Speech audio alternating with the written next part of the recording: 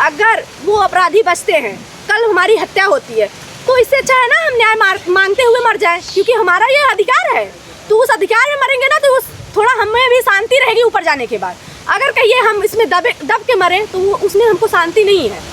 इससे अच्छा है हम अपने अपराधियों के हाथ से मरने से अच्छा है ऐसे मर जाएंगे, लड़ते हुए मर जाएंगे, वो खुशी खुशी मरेंगे। आज दुल्हा आज़ाद बिंद का जो हत्याकांड है, ये देख रहे हैं कि ये प्रदेश नहीं, पूर्वांचल नहीं, बल्कि पूरा देश में कोने कोने पे इसका चर्चा है। मैं अभी दिल्ली गया है, वहाँ पर भी चर्चा काफ़ी लोगों ने, समाज के लोगों ने इसकी बात कर रही थी। आज मैं ये घटना जो हुई है, लगभग सवा महीना हो गया है यह हत्या, और हत्या में मैं आज ये दूसरी बार यहाँ पर आया हूँ। ये घटना हुआ, आज तक ये मामला देख रहे हैं कि हर जगह ये मामला बढ़ा जा रहा है। अगले बार भी मैं आया था, घटना हुआ तो मैंने भी अपनी मांग रखा था कि अब ये जो घटना हुआ है, जो मुख्य रूप से जो आरोपी हैं उनको गिरफ्तार करके कड़ी से कड़ी सज़ा होनी चाहिए, और परिवार की स्थिति को देखते हुए सरकारी मुआवजा देना चाहिए। और तीसरा बात था कि जब ये परिवार है, परिवार में देख रहे हैं कि एक बेटी है, वही मुख्य रूप से अपनी लड़ाई लड़ने का काम कर रही है। परिवार की समुचित सुरक्षा की व्यवस्था होनी चाहिए। लेकिन मैं आज आया, मैंने 3 दिन पहले सौम्या बिन से बात हुई तो उन्होंने बताया कि भैया आप आ जाएंगे, ठीक रहेगा, स्थिति यहाँ की और भयावह होते जा रही है। हम कहा चलिए मैं आता हूँ। फिर कल यहाँ शासन सत्ता के लोगों ने भी आए और प्रशासन के रूप में यहाँ पे जो ज़िले के आला कमान अधिकारी हैं वहाँ पे बुला के जिस ढंग से बात किए, मुझे जो जानकारी दी गई कि सौम्या को आश्वासन दिया गया कि ये 1 हफ्ता के अंदर दोषी व्यक्तियों के खिलाफ कार्रवाई निश्चित रूप से होगा। प्रशासन की कार्रवाई को आप किस तरीके से देख रहे हैं अभी तक? प्रशासन की कार्रवाई आप इस समय देख रहे हैं, अगर प्रशासन की कार्रवाई से जो देख रहे हैं, ये बगल में बैठी सौम्या हैं, सौम्या के साथ यहाँ पे समाज के तमाम वकील और समाज सेवी यहाँ पे बैठे हुए हैं।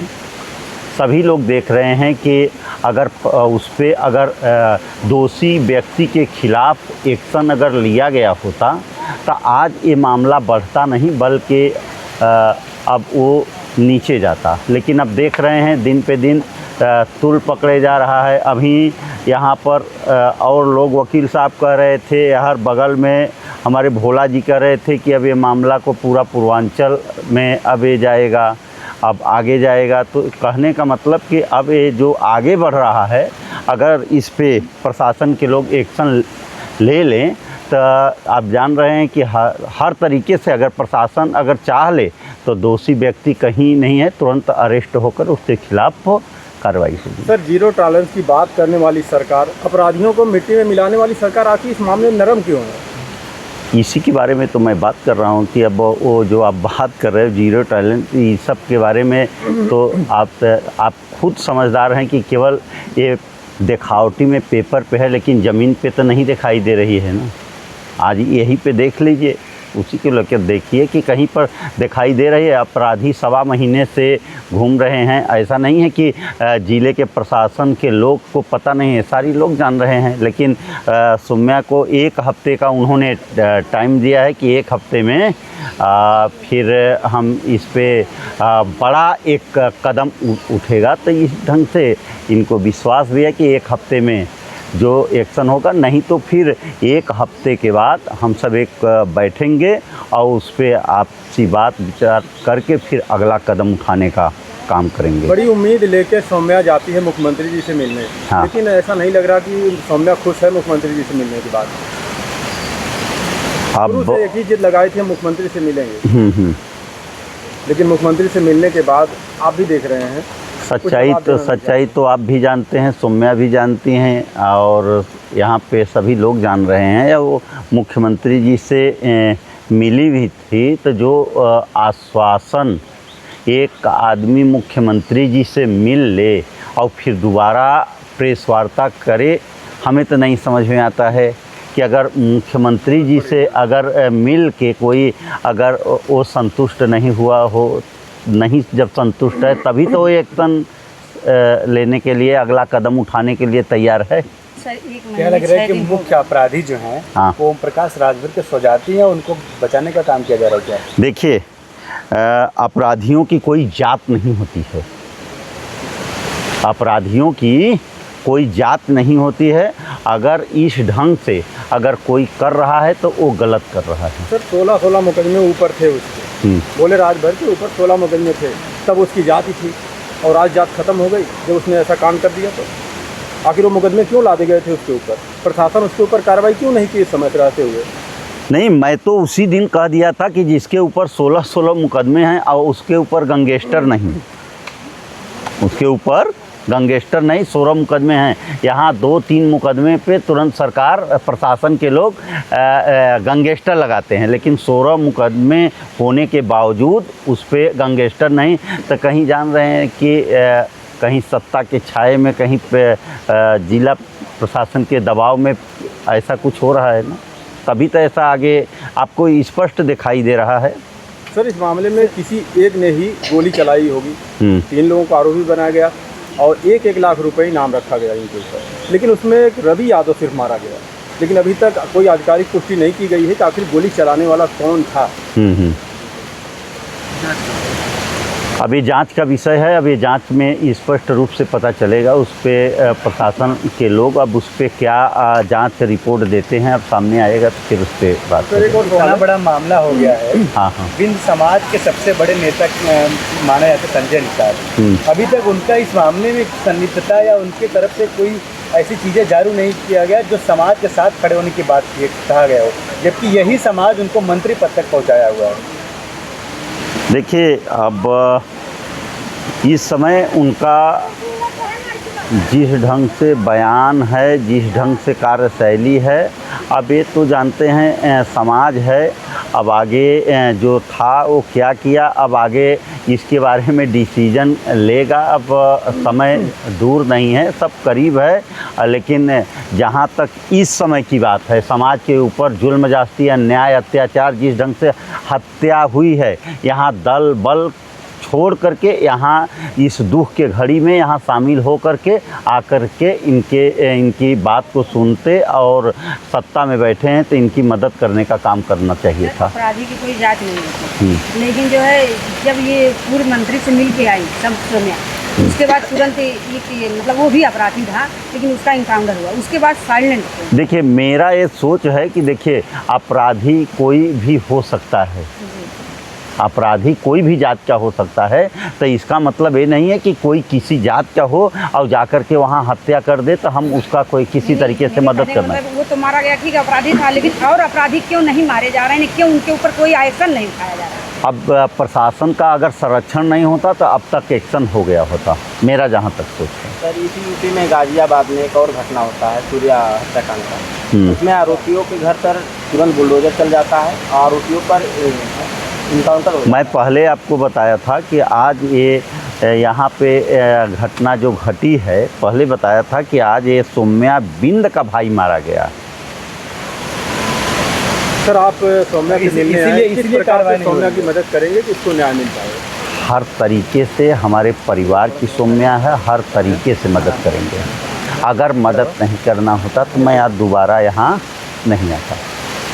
अब फिर बात करते हैं कुछ अभी हमारा व्यक्तिगत मतलब जो अब लखनऊ से लेके जिला प्रशासन से बात हुई है उसको पर मैं बात करता हूँ, और एक हफ्ते के अंदर जो आगे डिसीजन लेना होगा फिर मैं आपको बताऊंगा।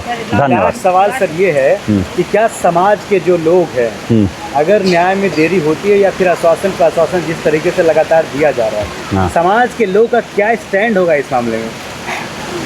देखिए, समाज के लोगों का हर तरीके से जो घटना हुई है परिवार को लेकर के, परिवार का जो डिसीजन परिवार लेगा उस परिवार के डिसीजन जैसा लेगा उस तरीके से समाज उनके साथ रहेगा।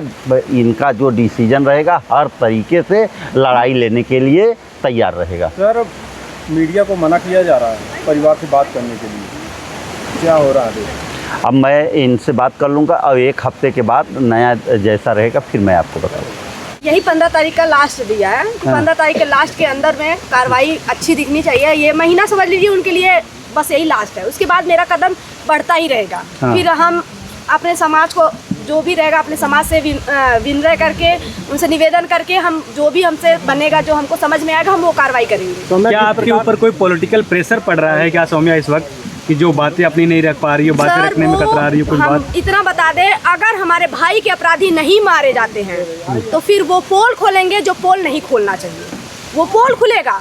अगर नहीं होता, अगर हो जाता है तो यही समझेंगे कि वो हमारे जन्मदाता थे, हमें डांटे हैं। लेकिन उसके बाद उससे पहले अगर नहीं होता है, ये मेरे भाई के अपराधी नहीं मारे जाते हैं, तब तो पोल हम खोलेंगे।